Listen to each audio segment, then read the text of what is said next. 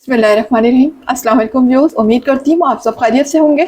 आपको अपने चैनल में सीना में वेलकम कहती हूँ। तो क्लास हम लोग का क्लास 10 मैथ्स इन text book board chapter number 21 partial fraction continue है, जिसकी आज हम एक्सरसाइज 21.1 का क्वेश्चन नंबर 3 स्टार्ट करने जा रहे हैं। इससे पहले question number 1 and question number 2 complete करवा चुकी हूँ। जिन लोगों ने अभी तक कंप्लीट नहीं किया है वो मेरे चैनल की प्लेलिस्ट से कंप्लीट कर सकते हैं। वहाँ पर हर क्वेश्चन पूरी अरेंजमेंट के साथ मौजूद है। इसके अलावा उस प्लेलिस्ट का लिंक आपकी वीडियो के डिस्क्रिप्शन में भी मौजूद है, आप वहाँ से क्लिक करके भी कंप्लीट कर सकते हैं। तो चलिए फिर स्टार्ट करते हैं 21.1 का क्वेश्चन नंबर 3। जी, क्वेश्चन नंबर 3 में सबसे पहला काम मैंने आपसे कहा, इसमें क्या चेक करना होता है कि ये जो आपको दिया हुआ है फ्रैक्शन, क्या ये प्रॉपर रैशनल फ्रैक्शन है। अगर तो ये प्रॉपर रैशनल फ्रैक्शन है तो फिर तो हम स्टार्ट कर देंगे, लेकिन अगर ये प्रॉपर रैशनल फ्रैक्शन नहीं है तो फिर हम इसको प्रॉपर में कन्वर्ट करेंगे। ठीक है, लेकिन अभी ये प्रॉपर है। चूंकि यहाँ पर आप देख सकते हैं कि जो हमारी न्यूमिनेटर की जो पावर है, हाईएस्ट पावर, वेरिएबल की जो हाईएस्ट पावर है वो 2 है, जबकि डिनोमिनेटर में वेरिएबल की हाईएस्ट पावर 3 है। अब आप कहेंगे कि मिस 3 तो नजर नहीं आ रहा है, यहाँ तो सब जगह 1 1 1 नजर आ रहा है। ठीक है, नजर नहीं आ रहा 3, लेकिन जरा क्लास अगर आप गौर कीजिएगा तो ये यहाँ पर कितने एक्स लिखे हुए हैं, 1 2 3, और तीनों एक्स आपस में क्या हो रहे हैं, मल्टीप्लाई हो रहे हैं ना भाई। ये इससे मल्टीप्लाई हो रहा है, ये इससे मल्टीप्लाई हो रही है ब्रैकेट। तो इसका मतलब है कि जब हम इनको मल्टीप्लाई करेंगे, मल्टीप्लाई करने के बाद जो हमारा फाइनली रिजल्ट आएगा तो ये तीनों एक्स भी आपस में मल्टीप्लाई होंगे। तो मल्टीप्लाई होने के बाद इनकी पावर क्या बन जाएगी, एक्स क्यूब बन जाएगी। एक्स क्यूब बन जाएगी तो यकीनन वो एक्स स्क्वायर से क्या है, बड़ी है। ठीक है ना, एक्स स्क्वायर से क्या है, ग्रेटर है। इस वजह से हम ये कहेंगे कि ये जो मेरा फ्रैक्शन है ये क्या है, हमारे फ्रैक्शन है ये क्या है, ये प्रॉपर रैशनल फ्रैक्शन है। तो इसको कन्वर्ट करने की जरूरत नहीं है। ठीक है, ऑलरेडी ये प्रॉपर में है। अच्छा, दूसरी चीज जो हम नोट करेंगे वो ये कि डिनोमिनेटर में हमारी जो वैल्यू होनी चाहिए वो फैक्टर की फॉर्म में होनी चाहिए, सिंपलेस्ट फॉर्म में नहीं होनी चाहिए। जैसे कि लास्ट क्वेश्चन में सिंपलेस्ट फॉर्म में थी तो हमने उसको फैक्टर खुद से बनाया था मिडिल टर्म ब्रेक करके, या फिर आप फॉर्मूला लगा के जिस तरह भी चाहें उसे फैक्टर की फॉर्म में पहले लेकर आएंगे, देन उसको हम रिजॉल्व करेंगे इनटू पार्शियल फ्रैक्शन है। तो क्लास यहाँ पर हमारे पास दोनों ही कंडीशन फुलफिल है। ये जो फ्रैक्शन है ये प्रॉपर रैशनल फ्रैक्शन है। इसके अलावा डिनोमिनेटर में हमारे पास फैक्टर्स की फॉर्म भी मौजूद है। अब हमने क्या कर लेना है, इसको सपोज कर लेना है let x square minus 3x plus 6 upon x minus 2 x minus 1, ठीक है, इक्वल टू। अब क्लास जितनी नीचे ब्रैकेट है ऊपर को छोड़ दें, न्यूमिनेटर में जो मर्जी लिखा हुआ है हमें उससे कोई मतलब नहीं है। हमारा जो काम है वो सिर्फ किससे है, डिनोमिनेटर से। डिनोमिनेटर में देखिए टोटल कितनी चीजें आपस में मल्टीप्लाई हो रही है। देखिए एक तो x है, फिर ये ब्रैकेट है और फिर ये ब्रैकेट है। इस तरह से देखा जाए तो हमारे पास 3 जो है वो वेरिएबल यहाँ पर आपस में मल्टीप्लाई हो रहे हैं। एक x है, दूसरी ये ब्रैकेट है, फिर थर्ड ये ब्रैकेट है। तो इस तरह से हम इसको 3 बार सपोज करेंगे। पहले a1 के लिए, a1 के नीचे मेरा आ जाएगा x प्लस फिर a2 के नीचे मेरे पास सेकंड ब्रैकेट आ जाएगी जो कि है x माइनस 2, थर्ड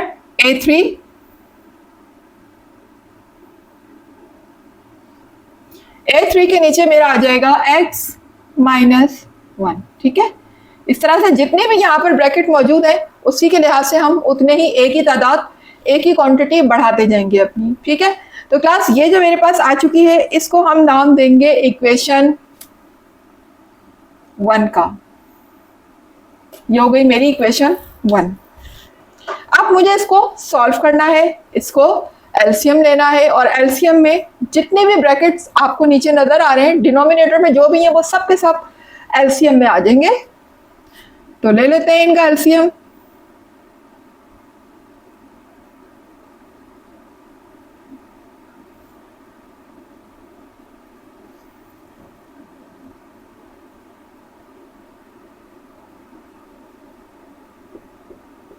ठीक है, तो क्लास अब देख सकते हैं आप,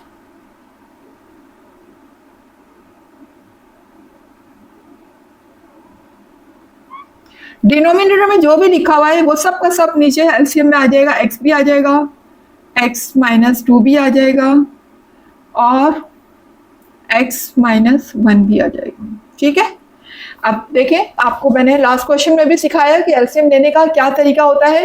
तो देखिए a1 के नीचे क्या लिखा हुआ है, x, यही है ना, a1 के नीचे क्या लिखा हुआ है, x। तो x की तो a1 को नीड नहीं है, चूंकि ऑलरेडी x तो इसके पास मौजूद है। तो a1 को क्या चाहिए, ये वाली ब्रैकेट और ये वाली ब्रैकेट। ठीक है, ये हम दोनों ब्रैकेट a से a1 से क्या कर देंगे, मल्टीप्लाई कर देंगे। या तो ये अपने माइंड में रखते हुए आप कर दें, या फिर आप दूसरा तरीका ये भी कर सकते हैं कि x से x को कैंसिल कर दें। अपने माइंड में आपने क्या किया, x से x को कैंसिल कर दिया, जो यहाँ पर बचेंगी ब्रैकेट उसको हम किससे मल्टीप्लाई कर देंगे, a1 से। तो a1 से मल्टीप्लाई x माइनस 2 हो जाएगा और x माइनस 1 हो जाएगा। ठीक है, इसी तरह से यहां देखिएगा a2 के नीचे क्या लिखा हुआ है, x माइनस 2।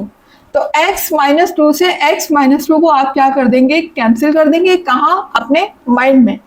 अगर आपको नहीं याद रहता, मुश्किल हो रही है, तो फिर आप पेंसिल से कैंसिल कर सकते हैं। लेकिन क्लास जब आप एलसीएम ले चुके हैं, एलसीएम ले लें, तो फिर वो पेंसिल से लिखा हुआ मिटा दीजिएगा, रब कर दीजिएगा। ठीक है, चूंकि ये माइंड में करना होता है काम। तो बहरहाल x माइनस 2 से x माइनस 2 कैंसिल हो गया। अब बचे कौन कौन से, एक x बचा रिमेनिंग, दूसरा x माइनस 1 बचा। तो जो बचेगा वो किससे मल्टीप्लाई हो जाएगा, a2 से। पहले तो x मल्टीप्लाई होगा और फिर x माइनस 1। ठीक है, चूंकि x माइनस 2 तो कैंसिल हो चुका है ना, इससे ये नहीं आएगा, ये दो आएंगे। आगे देखिएगा लिखा हुआ है प्लस a3। जी जनाब, a3 में क्या करेंगे हम, x माइनस 1 से x माइनस 1 कैंसिल हो जाएगा। इसके नीचे क्या लिखा हुआ है, x माइनस 1, x माइनस 1 से x माइनस 1 जब हम कैंसिल कर देंगे तो ये दोनों बचेंगे ना, फिर x और x माइनस 2। तो ये दो जो बचेंगे वो किससे मल्टीप्लाई हो जाएंगे, a3 से। तो कर देते हैं a3 से, एक तो x मल्टीप्लाई हो जाएगा और दूसरा x माइनस 2। तो क्लास इस तरीके से आपको एलसीएम लेना। तो थोड़ा सा ये इधर हो गया, मैं इसको सेंटर में कर देती हूँ।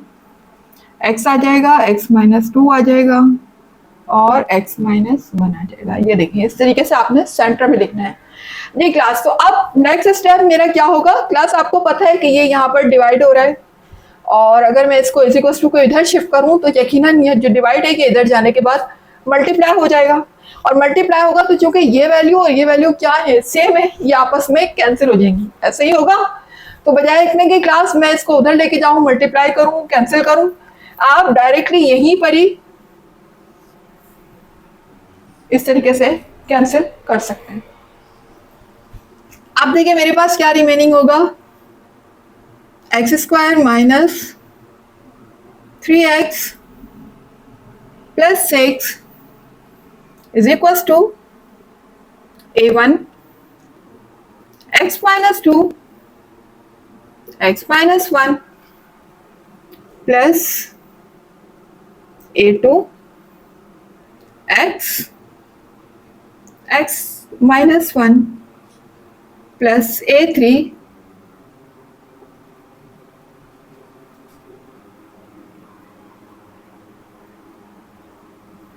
x होगा और फिर x माइनस 2।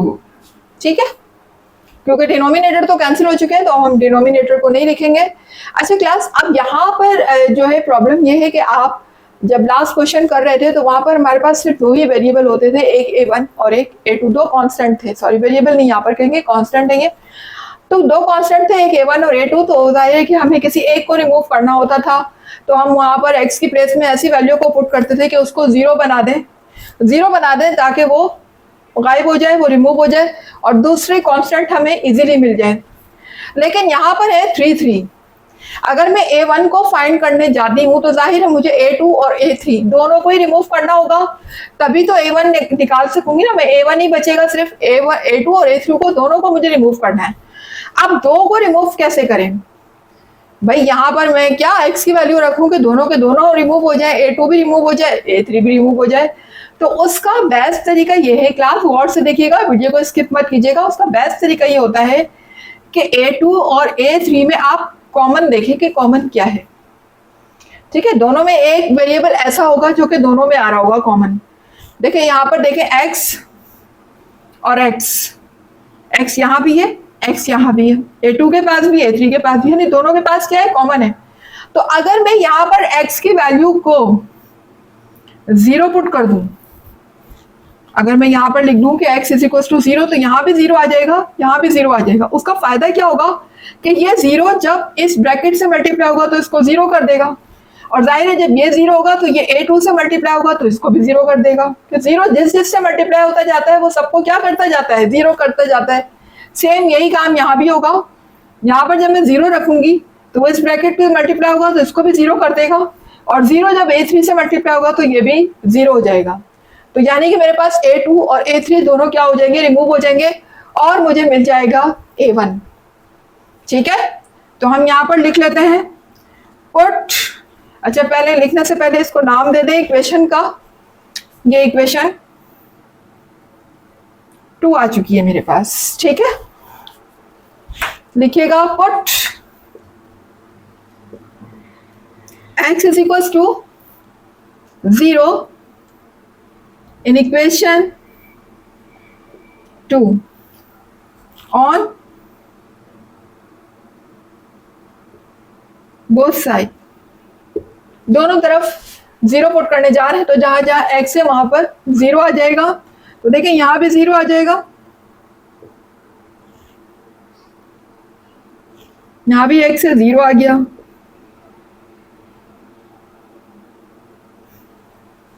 A1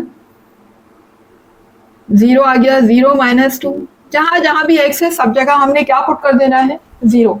इसी तरह यहां देखें x की प्लेस में 0 आ गया, 0 -1, फिर यहां भी A2 0 आ गया, x -1, सॉरी यहां 0 आएगा, प्लस A3 0, इसी तरह से यहाँ 0 -2 हो जाएगा। तो एक देख सकते हैं कि जहां जहां भी x था वहां मैंने क्या पुट कर दिया है, 0 पुट कर दिया है। अब देखिए यहाँ पर 0 का स्क्वायर 0 हो जाएगा, इसको लिखने की जरूरत नहीं। 3 जब 0 से मल्टीप्लाई होगा 0 आ जाएगा, इसको भी लिखने की जरूरत नहीं है। डायरेक्ट हम क्या लिखेंगे यहाँ पर, 6। यहाँ देखिएगा 0 से जब 2 माइनस होगा तो जाहिर है 0 प्लस या माइनस का कोई इफेक्ट नहीं डालता किसी भी नंबर पर। तो यहाँ पर अब मेरे पास क्या रह जाएगा, सिर्फ -2। A0 तो यहाँ से हट जाएगा, ठीक है, यहाँ पर रह जाएगा सिर्फ -2। इसी तरह से यहाँ पर 0 में -1 हो रहा है तो जाहिर हम 0 को हटा देंगे और सिर्फ क्या लिखेंगे, -1। ठीक है, यहाँ देखिएगा क्लास, ये जो 0 है ये इस पूरे ब्रैकेट से क्या हो रहा है, मल्टीप्लाई हो रहा है ना, इसको 0 कर दिया इसने। 0 किसी भी नंबर से मल्टीप्लाई होगा 0 कर देगा। इसी तरह से फिर ये 0 A2 से भी मल्टीप्लाई हो रहा है तो A2 को भी क्या कर देगा, 0 कर देगा। तो A2 भी यहाँ पर 0 हो गया। इसी तरह से यहाँ देखिएगा ये 0 इस ब्रैकेट से मल्टीप्लाई हो रहा है, इसको 0 कर दिया। फिर जब ये पूरी चीज 0 हो गई, 0 जब A3 से मल्टीप्लाई हो गई तो ये भी 0 हो गई, यानी सब कुछ यहाँ पर क्या हो चुका है, 0 हो चुका है। A2 और A3 को इस तरीके से हमने क्या कर दिया, रिमूव कर दिया। अब यहाँ पर देखिएगा ये 2 और ये 1 आपस में मल्टीप्लाई हो रहे हैं, there is no sign between them in bracket, इनके दरमियान कोई साइन नहीं है, it means there is multiply.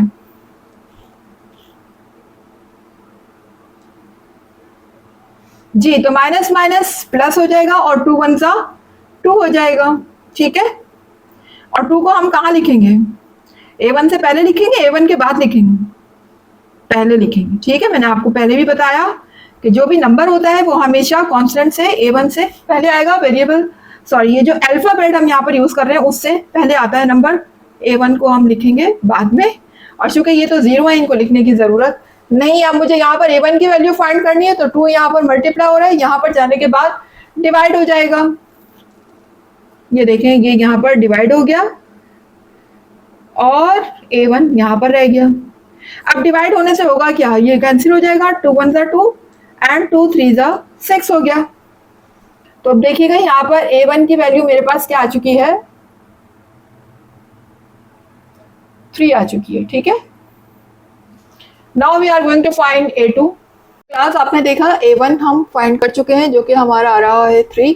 Now we are going to find A2। अच्छा क्लास ये ज़रूरी नहीं है, आप A3 भी पहले फाइंड कर सकते हैं, A2 बाद में भी फाइंड कर सकते हैं, लेकिन सीक्वेंस से फाइंड कर लें तो ज़्यादा बेहतर है। पहले A1 फिर A2 और फिर A3, सीक्वेंस से भी फाइंड करना मेरे ख्याल में ज़्यादा बेहतर है। अदरवाइज अगर आप आगे पीछे भी फाइंड कर लेते हैं तो कोई फ़र्क नहीं पड़ता, वो भी ठीक है जी। तो क्लास अब हम A2 को फाइंड करने जा रहे हैं, तो A2 को फाइंड करने के लिए जाहिर है कि मुझे A1 और A3 को रिमूव करना होगा ताकि मेरे पास सिर्फ क्या रह जाए, A2 रह जाए और मैं इजीली A2 की वैल्यू को फाइंड कर लूँ। तो क्लास ऐसा मैं क्या पुट करूँ कि मुझे A1 भी गायब हो जाए, A1 भी रिमूव हो जाए और A3 भी रिमूव हो जाए। तो मुझे इन दोनों में कॉमन देखना होगा, कौन सी चीज़, कौन सी ब्रैकेट या कौन सा वेरिएबल ऐसा है जो कि दोनों में कॉमन है। अब कॉमन अगर आप गौर करें तो देखिए x-2 यहाँ भी है और x-2 यहाँ भी है, इन दोनों में ये ब्रैकेट क्या है, कॉमन है। तो अगर ये जो कॉमन ब्रैकेट है इसमें मैं ऐसी कोई वैल्यू को पुट करूँ x की जो कि -2 से जब मैं इसको प्लस करूँ या माइनस करूँ तो ये 0 हो जाए ब्रैकेट। जाहिर है जब ये 0 होगी तभी तो इस पूरे को 0 करेगी ना वो। ये 0 जब इस ब्रैकेट से मल्टीप्लाई होगा तो 0 हो जाएगा, फिर 0 A1 से मल्टीप्लाई होगा तो 0 हो जाएगा, इस तरह से A1 रिमूव हो जाएगा। सेम इसी तरह से यहाँ भी जाहिर है कि ये ब्रैकेट दोनों में सेम है, तो जो मैं यहाँ पुट करूँगी यकीनन वो यहाँ भी पुट होगा, तो ये इसको क्या कर देगा, 0 कर देगा और 0 इस पूरी टर्म को क्या बना देगा, 0 बना देगा। ठीक है, तो देखिए यहाँ पर अगर मैं x के प्लेस में +2 लिखती हूँ तो +2 से -2 क्या हो जाएगा, कैंसिल हो जाएगा। +2 -2 जब कैंसिल होंगे तो ये ब्रैकेट 0 हो जाएगी और 0 होने के बाद ये इस पूरी टर्म को 0 कर देगी, क्योंकि ये ब्रैकेट इन दोनों से मल्टीप्लाई हो रही है और 0 जिससे भी मल्टीप्लाई होता है उसको क्या कर देगा, 0। तो हम पुट कर देते हैं x की प्लेस में +2, लिख लीजिएगा put x is equal to 2 in equation, किस इक्वेशन में रख रहे हैं हम, इक्वेशन 2 में, ऑन बोथ साइड्स। ठीक है, दोनों तरफ मैं क्या रख रही हूँ, x की वैल्यू को 2 रख रही हूँ। यहाँ पर देखिएगा x की प्लेस में मैंने 2 रखा, 2 का स्क्वायर, फिर x की प्लेस में मैं यहाँ पर रखूंगी 2 + 6, इसी तरह से जहां जहां x है सब जगह हम क्या रखते जाएंगे, 2 रखते जाएंगे। ठीक है,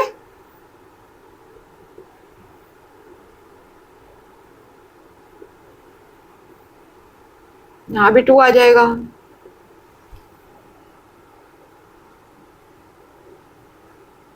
यहाँ भी 2 आ जाएगा,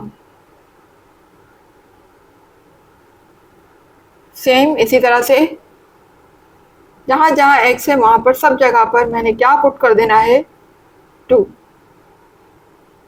ठीक है, देख सकते हैं जहां भी x था वहां सब जगह मैंने 2 पुट कर दिया। अब चूंकि मुझे क्या फाइंड करना है, A2 फाइंड करना है। ठीक है, तो देखें A1 में क्या होगा, ये 2 प्लस का है, ये 2 माइनस का है, कैंसिल हो गए। इसी तरह से यहाँ A3 में देखिएगा ये 2 प्लस का है, ये 2 माइनस का है, कैंसिल हो गए। अब ये ब्रैकेट क्या हो गई, 0 हो गई, 0 हो गई, तो 0 से जब ये ब्रैकेट मल्टीप्लाई होगी तो 0 हो जाएगी और 0 जब A1 से मल्टीप्लाई होगा तो ये भी क्या हो जाएगा, 0 हो जाएगा। इसका मतलब A1 तो यही रिमूव हो गया। चलें हम एक स्टेप करके दिखा देते हैं। 2 2 जा 4 हो जाएगा, 2 को 2 टाइम्स मल्टीप्लाई करेंगे तो 2 2 जा 4, 3 2 जा 6, आगे लिखा हुआ है +6। ये देखिएगा A1, ये ब्रैकेट मेरी क्या हो चुकी है, 0 हो चुकी है और जाहिर है कि ये 0 जब इस ब्रैकेट से मल्टीप्लाई होगी तो इसको भी 0 कर देगी। उसके बाद हम 0 को A1 से मल्टीप्लाई करेंगे तो यकीनन ये भी 0 हो जाएगा।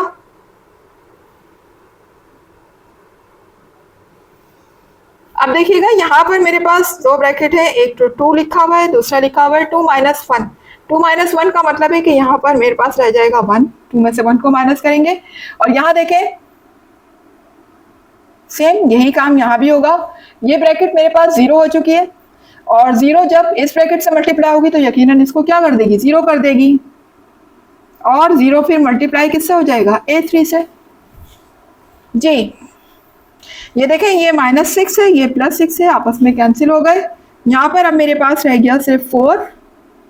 और देखें यकीनन 0 जब A1 से मल्टीप्लाई होगा तो इसको पूरे को क्या कर देगा, 0 कर देगा। तो क्या 0 लिखने की ज़रूरत है, बिल्कुल नहीं। जब ये पूरी चीज़ 0 हो गई तो 0 हम क्यों लिखें, 0 तो किसी वैल्यू पे कोई इफेक्ट डालता ही नहीं ना, तो 0 लिखने की ज़रूरत है ही नहीं। डायरेक्ट हम क्या लिखेंगे, A2, और A2 से पहले हम नंबर लिख देंगे, 2 1 जा 2 हो गया, 2 1 से मल्टीप्लाई होगा, 2 1 जा 2, और A2 बाद में आ जाएगा इस तरीके से, ठीक है। और ये देखिए आगे 0 जब A3 से मल्टीप्लाई होगा तो इसको भी 0 कर देगा, तो लिहाजा उसको भी लिखने की ज़रूरत नहीं है। अब मुझे A2 की वैल्यू चाहिए, तो A2 से यहाँ पर 2 क्या हो रहा है, मल्टीप्लाई हो रहा है, इधर आने के बाद डिवाइड हो जाएगा।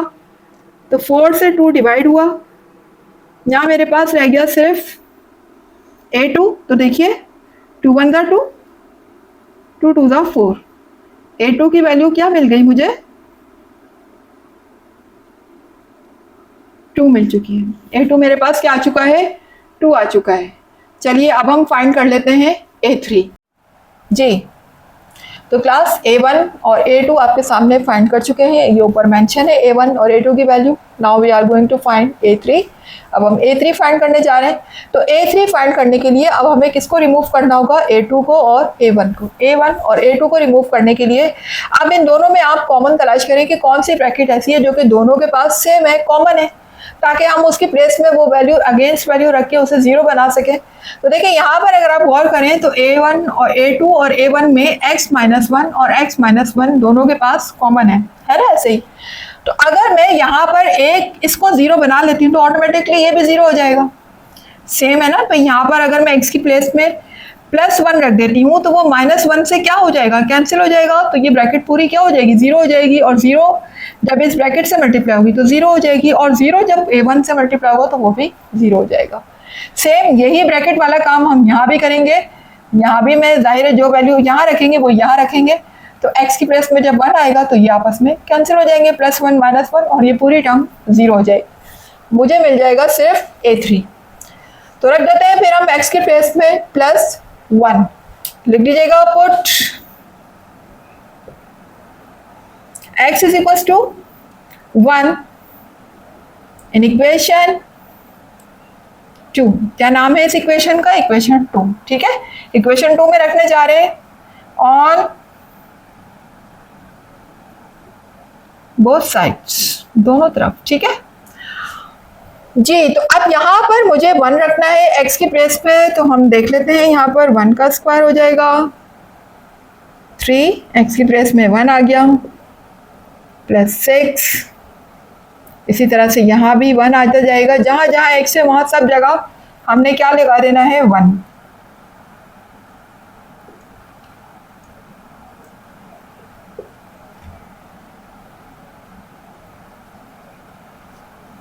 यहाँ भी 1 आ जाएगा,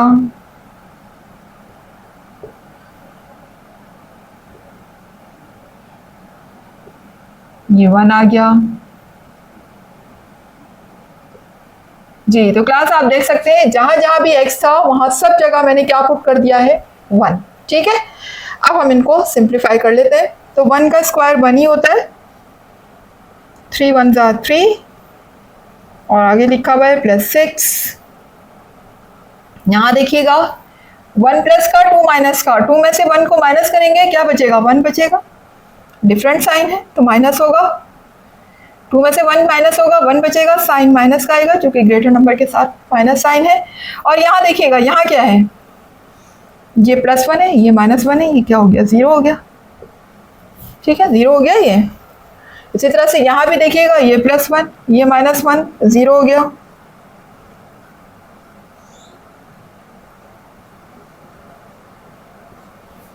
यहाँ देखिएगा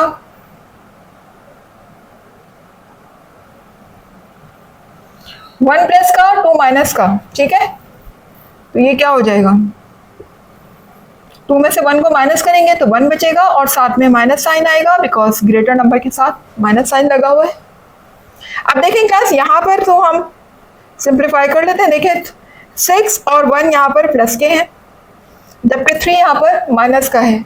तो 6 में हम 1 प्लस कर देते हैं, पहले दोनों को प्लस वालों को सॉल्व कर लेते हैं। तो 1 प्लस 6 मेरा हो जाएगा 7 और 7 में से जब हम 3 को माइनस करेंगे तो यहाँ पर रिमेनिंग होगा 4 और 4 के साथ प्लस साइन आएगा बिकॉज 7 जाहिर है कि ग्रेटर है और -3 लेस है। तो ग्रेटर नंबर की साइन आती है हमेशा माइनस होने के बाद। तो यहाँ पर देखिएगा क्लास आगे ये जो 0 लिखा हुआ है, ये 0 इस पूरी टर्म से क्या हो रहा है, मल्टीप्लाई हो रहा है, इस ब्रैकेट से मल्टीप्लाई हो रहा है, फिर A1 से मल्टीप्लाई हो रहा है। तो जाहिर है ये 0 सबको क्या बना देगा, 0 बना देगा। तो यहाँ पर आ जाएगा 0। सेम इसी तरह से यहाँ भी आप देख सकते हैं ये 0 सबसे मल्टीप्लाई हो रहा है तो यहाँ पर ये भी 0 हो जाएगा। यहाँ देखिएगा, ये देखें प्लस माइनस माइनस हो जाएगा और 1 को 1 से मल्टीप्लाई करेंगे तो 1 1 का 1 हो जाएगा। साथ में क्या लिखा हुआ है, A3, ठीक है, A3 लिखा हुआ है। वैसे नॉर्मली यहाँ पर हम 1 लगाते नहीं है, आपको पता है, लेकिन चूंकि आपको समझाना है इसलिए समझाने की वजह से मैंने यहाँ पर 1 लगा दिया है। अच्छा क्लास, अब आपको पता है कि 0 को हमें लिखने की ज़रूरत नहीं है तो यहाँ से हम 0 को हटा देंगे और यहाँ पर डायरेक्टली मेरे पास क्या आ जाएगा, -A3, ठीक है, -A3। 1 हमने हटा दिया क्योंकि 1 हम नहीं लगाते स्टार्ट में, ये बात पता है। 1 के अलावा कोई भी नंबर हम लगा देंगे लेकिन 1 नहीं लगाते जी। अब यहाँ पर हमने वैल्यू किसकी निकालनी है, A3 की। A3 की वैल्यू ऑलमोस्ट आ ही चुकी है, यहाँ पर कोई भी ऐसा नंबर नहीं है जिसको हम डिवाइड करें। अलबत्ता A3 यहाँ माइनस में लिखा हुआ है तो क्लास, लेकिन हमें A3 की वैल्यू चाहिए। तो याद रखें जिसकी हम वैल्यू निकाल रहे होते हैं कांस्टेंट A3 की, उसके साथ माइनस साइन कभी भी नहीं आता, ठीक है। तो ये जो माइनस साइन है ना, ये शिफ्ट हो जाएगा नंबर में, यानी माइनस साइन को हम बजाय A3 के साथ लगाने के किसके साथ लगाएंगे, नंबर के साथ लगाएंगे। तो A3 की वैल्यू मेरे पास यहाँ पर आ जाएगी -4, ठीक है। A3 की वैल्यू मेरे पास क्या आ गई, -4 जी। तीनों आ चुके हैं मेरे पास, A1 भी आ चुका है, A2 भी आ चुका है और A3 भी आ चुका है। A3 कितना आ गया है, -4 जी। तो क्लास आपके सामने A1, A2 और A3 तीनों वैल्यूज यहाँ पर मौजूद हैं। अब इन तीनों वैल्यूज को मुझे किस में पुट करना है, इक्वेशन 1 में। याद रखिएगा इक्वेशन 1 में पुट कीजिएगा, इक्वेशन 2 में पुट नहीं करनी, ठीक है। तो लिख दीजिएगा put the values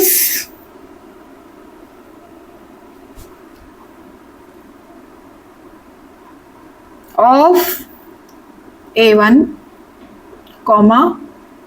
A2 and A3 in equation 1, ठीक है। इक्वेशन 1 में हम पुट करने जा रहे हैं A1, A2, A3 को। तो देख लीजिएगा इक्वेशन 1 ये रही मेरी, x² - 3x + 6 upon x - 2 x - 1 is equal to, अब देखिए A1 की प्लेस में हम क्या लिखेंगे, 3 लिखेंगे,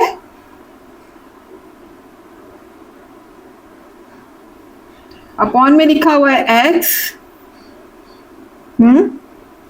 आगे लिखा हुआ है प्लस, A2 की प्लेस में मेरा आ जाएगा 2,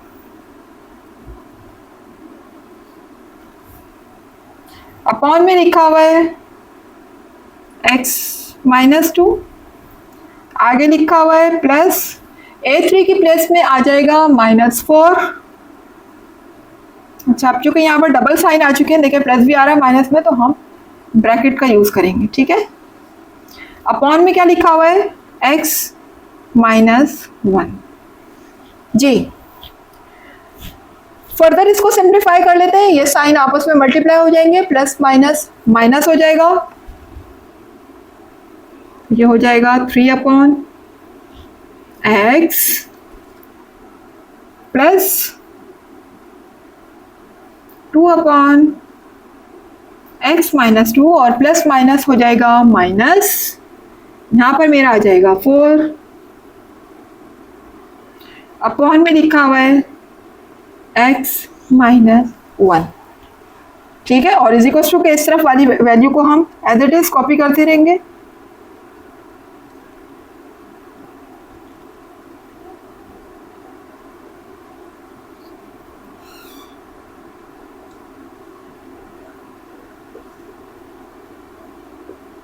ये लीजिए, तो क्लास यहाँ पर जो है मेरा क्वेश्चन कंप्लीट हो चुका है। ठीक है, क्वेश्चन नंबर 3 यहाँ पर कंप्लीट हुआ, दैट इज ओवर आंसर।